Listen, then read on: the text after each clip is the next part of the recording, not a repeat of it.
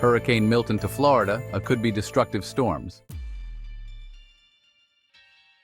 Hurricane Milton will ramp up in intensity throughout the day Wednesday, placing several cities at risk of experiencing tornadoes, the Storm Prediction Center warns. More than 3 million people across parts of central and southern Florida are now at an enhanced risk, or level 3 of 5, for severe thunderstorms. This includes the cities of Fort Myers, Sarasota, and Melbourne, the Storm Prediction Center said. Several tornadoes, including those rated EF2 or higher, are possible in this region. As Hurricane Milton moves across the Florida peninsula today, several tornadoes will be likely across parts of the central and southern Florida peninsula into the Florida Keys, warns the SPC.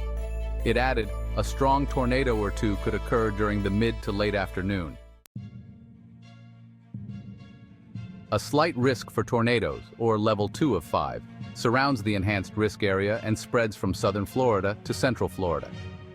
The area is home to more than 10 million people and includes Miami, Tampa, and Orlando. Tornadoes are the main threat. Hurricane Helene spawned more than 30 tornadoes in the southeast, but Milton's tornado threat will likely be contained to Florida. Tropical storm conditions are expected to begin on the west coast of Florida around midday Wednesday, spreading across the peninsula and reaching the east coast at night, the National Hurricane Center warns. On Thursday, tropical storm conditions are expected in portions of the northwestern Bahamas. They are also possible on the Georgia and South Carolina coasts on Thursday, the NHC said. Just one day ago, Hurricane Milton's tropical storm force winds extended out 80 miles from the center. Now, the storm's winds spread 140 miles from the center. This trend is expected to continue until landfall, with Milton expected to bring tropical storm force winds to much of the Florida peninsula throughout landfall. Conditions will deteriorate across the state through the day Wednesday as Milton approaches, becoming widespread around midday. Hurricane conditions are expected in some areas beginning Wednesday evening through early Thursday and are possible in other areas on Thursday. Hurricane Milton is still a Category 5 hurricane with winds of 160 miles per hour, according to the 2 a.m. update from the National Hurricane Center. The storm is located about 360 miles southwest of Tampa, moving northeast at 12 miles per hour. Along with the powerful wind gusts, heavy rainfall is expected for much of Florida. Floodwatches remain in effect for nearly 20 million people, with 6 to 12 inches of rainfall and isolated totals up to 18 inches possible across central to northern Florida through Thursday.